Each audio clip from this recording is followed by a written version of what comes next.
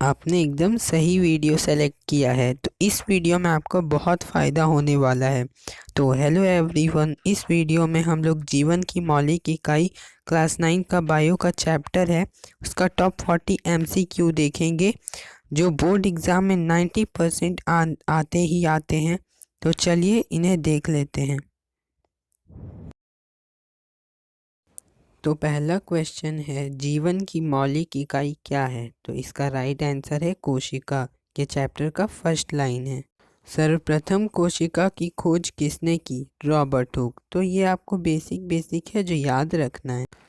Third number question है, कोशिका की खोज कब हुई? 1665 ईस्वी में रॉबर्ट हुक ने सर्वप्रथम मृत कोशिका की खोज की। क्वेश्चन नंबर 4, सेल शब्द की उत्पत्ति से संबंधित वैज्ञानिक का नाम?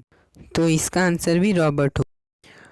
कोशिका सिद्धांत का प्रतिपादन किसने किया था? तो इसका स्लाइडेन एंड श्वांग आंसर है। जीव द्रव की सर्वप्रथम खोज किसने की? तो J.E. पुरोकंज पूरा नाम है, यहाँ पे फर्स्ट नंबर है पुरोकंज है। मानव शरीर की सबसे बड़ी कोशिका तंत्रिका कोशिका इसका सही आंसर है। अगर यहाँ न्यूरॉन होता तो वो भी सही होता। 8 नंबर, जीव शरीर की रचना एवं कार्यात्मक इकाई कोशिका है। सबसे छोटा एक कोशिकीय जीव, इसका सही आंसर है माइक्रोप्लाज्मा। 10, कोशिका का ऊर्जा घर? तो वो माइटोकॉन्ड्रिया है जो ATP के रूप में ऊर्जा प्रदान करता है। आत्महत्या की थैली किसे कहा जाता है? राइट आंसर है लाइसोसोम, जो हाइड्रोलाइटिक एंजाइम के द्वारा अपशिष्ट को पचा लेता है। तो 12 नंबर में भी पाचक थैली लाइसोसोम को ही कहते हैं, आपको याद रखना है।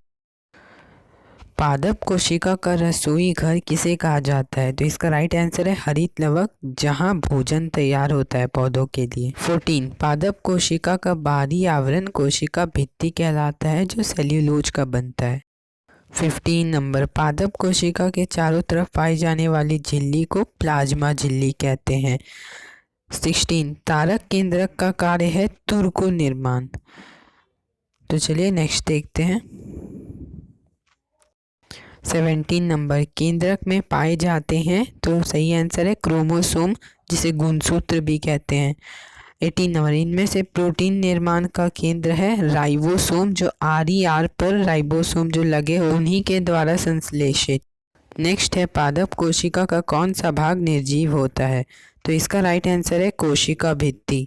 20 नंबर, जीन बने होते हैं DNA के खंड से, और जीन जो है DNA का क्रियात्मक खंड होता है। नेक्स्ट है, तारक काय कहाँ पाया जाता है? तो राइट आंसर कोशिका द्रव में। सेकेंड, वर्णात्मक पारीगम्य झिल्ली किसे कहते हैं? कोशिका झिल्ली को। इसमें छोटे छोटे छिद्र होते हैं, ये पदार्थों का चयन करते हैं। 23 नंबर, पीले नारंगी अथवा लाल रंग के रंजकों में कौन सा पदार्थ होता है? तो राइट आंसर केरोटीन। नेक्स्ट, केंद्रक द्रव में मुख्यतः रचनाएं पाई जाती है 2 प्रकार की। इनमें से कौन एक कोशिक जीव नहीं है? जो कवक है। तो झिल्लियों से घिरा हुआ कोशिका द्रव में पाया जाने वाला अंगक लाइसोसोम होता है, जिनमें पाचक रसायन या एंजाइम्स होते हैं। कोशिका के अंदर प्रोटीन का संश्लेषण कहाँ होता है? एंडोप्लाज्मिक रेटिकुलम में RER पे राइबोसोम के द्वारा। 28 नंबर, माइटोकॉन्ड्रिया का एक कार्य ऊर्जा उत्पादन कोशिका के लिए। 29 नंबर, इलेक्ट्रॉन सूक्ष्मदर्शी का अधिक आवर्धन है, यानी वो कितना जूम हो सकता है? तो 2 लाख इंटू जूम।